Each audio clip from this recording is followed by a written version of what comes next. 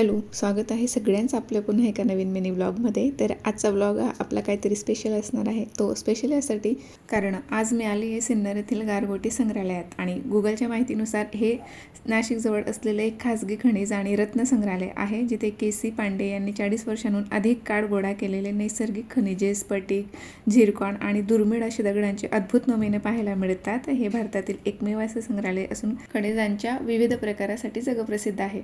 तर माहिती बऱ्याच दिवसांचं होतं, पण येणं मात्र होत नव्हतं. तर आज अचानक आहोंनी तयारी कर म्हणून सांगितलं. मला माहिती नव्हतं, कसलीच कल्पना नव्हती की आम्ही इथे येतोय असं, आणि ते डायरेक्टली ते घेऊन आले. तर इथे तुम्हाला त्याच स्टोनपासून बनवलेले बरेचसे असे शोभेच्या वस्तू घरात ठेवण्यासारख्या, ज्वेलरी, राशीचे विशेष म्हणजे ज्वेलरी तर तिथे खूप सुंदर होती, कारण त्याच दगडांतून स्टोनमधूनच ती बनवली गेली होती. ॲज इट इज काही काही इयरिंग्स वगैरे आणि रिंग्स अशा होत्या हातातला की त्यांना कुठलाच आकार दिलेला नव्हता. ॲज इट इज जसं होतं तसं, फक्त त्यांना हुक्स वगैरे लावलेले होते. तिथे तुम्हाला भारतातलेच नाही तर इतर देशांमधले किंवा परग्रहावरचे सुद्धा काही स्टोन बघायला भेटतील.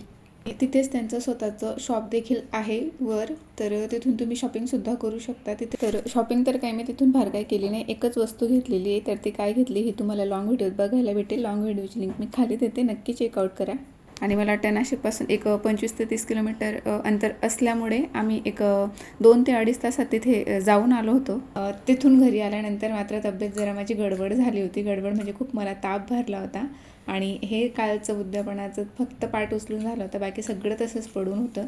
घरी आल्यानंतर आम्ही पार्सल आणलं होतं, ते खाल्लं, गोळी घेतली आणि डायरेक्ट झोपून घेतलं. तर संध्याकाळी 6लाच मला जाग आली.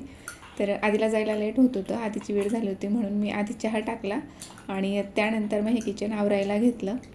आणि तिथून आल्यानंतर एक 3 ते 4ला आमचं थोडंफार खाऊन झालं होतं, म्हणून आता संध्याकाळच्या स्वयंपाकाचं फारसं टेन्शन नव्हतं. काहीतरी शॉर्टकट खिचडी वगैरेच मला बनवायची होती. सर्दीमुळे डोकं जाम जड झालं होतं, त्यामुळे माझ्यासाठी सुद्धा मी चहा बनवला होता. आणि आधीला वाटत होतं की मी एवढ्या मोठ्या ग्लासमध्ये चहा पिते म्हणून.